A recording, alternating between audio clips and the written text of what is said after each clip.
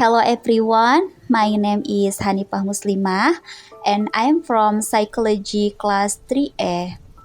Today I'm going to review one of the most influential figures in the field of psychology, J.B. Watson, who is widely known as the father of behaviorism. In this review, I will begin with the background of his ideas, followed by his biography, major contribution, and the well-known Little Albert experiment.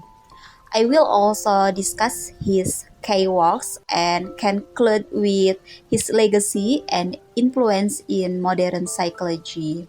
Let's begin with the introduction. At the dawn of the 20th century, psychology was still closely tied to philosophy and relied heavily on introspection, the study of one's own thoughts and feelings. During this time, John B. Watson appeared as a revolutionary figure who challenged this traditional approach. He believed that psychology should focus not on the invisible mind, but on observable and measurable behavior. Watson's ideas marked a major turning point. They laid the foundation for behaviorism and helped transform psychology into a more objective and scientific discipline. Moving on the biography of John B. Watson. John B. Watson was born on January 9, 1878 in South Carolina, United States. He grew up in a rural area and faced many challenges during his childhood, but his strong curiosity led him toward education and science. Watson earned his PhD in psychology from the University of Chicago in 1903, where he began to develop his ideas about behavior and learning. Later, he became a professor at Johns Hopkins University, one of the most prestigious universities in America. However, after a personal controversy, Watson left academia and started a new career in advertising. He worked at the J. Walter Thompson Company, where he applied psychological principles to consumer behavior, showing how psychology could be used in everyday life. Now, let's move on to Watson's major contribution to psychology. Watson is best known as the founder of behaviorism, a movement that defines psychology as the science of observable behavior. He rejected introspection and the study of consciousness, arguing that those methods were too subjective and unscientific. Instead, Watson focused on stimulus response mechanism, believing that all human action could be explained through the connection between a stimulus and a response. He also emphasized conditioning as the foundation of behavior, meaning that behavior can be learned and shaped through experience. Through these ideas, Watson advocated for objective and measurable research in psychology, which helped transform it into a true scientific discipline. Next, let's talk about Watson's most famous experiment, the Little Albert experiment. In this study, Watson worked with a baby named Albert, who initially showed no fear of animals, including a white rat. The aim of the experiment was to prove that fear can be conditioned. In other words, that emotions are not only innate but can also be learned. Watson and his assistant, Rosalie Rayner, used a loud noise each time Albert reached for the white rat.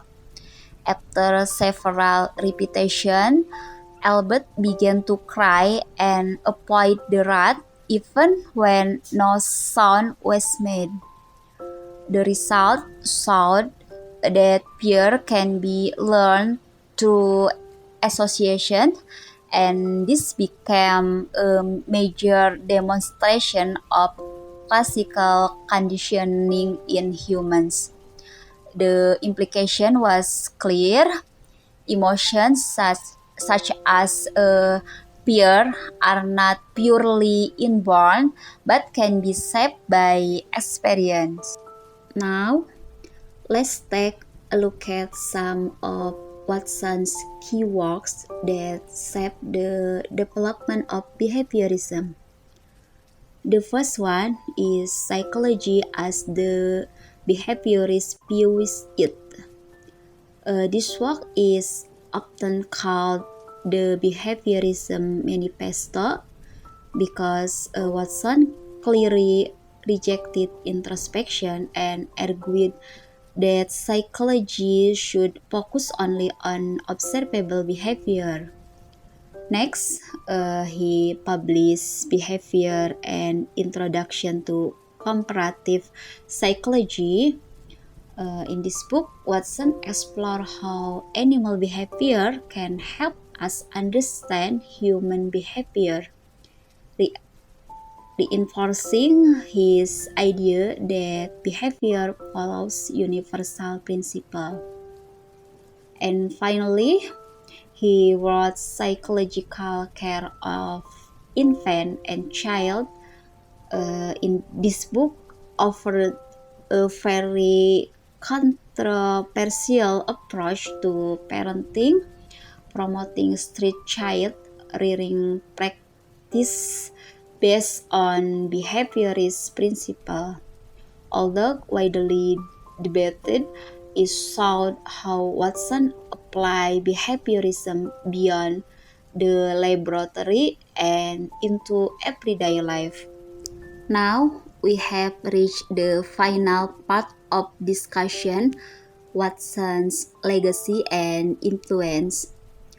Watson had a tremendous impact on the field of psychology. He inspired major figures such as B.F. Skinner, who later strengthened behaviorism through his theory of operant conditioning. Watson's contribution also shifted psychology toward a more scientific and empirical direction, emphasizing the importance of observable and measurable behavior. However, his ideas were not free from criticism. Many argued that Watson ignored cognitive and emotional processes, which are actually essential to understanding human behavior more completely. Despite this criticism, his influence remains very broad. His theories left a significant mark on education, therapy, and even advertising, where he later continued his career. Overall, John B. Watson successfully redefined psychology by centering it on behavior rather than the mind. His legacy continues to shape modern psychological practice, research, and many cross-disciplinary applications today.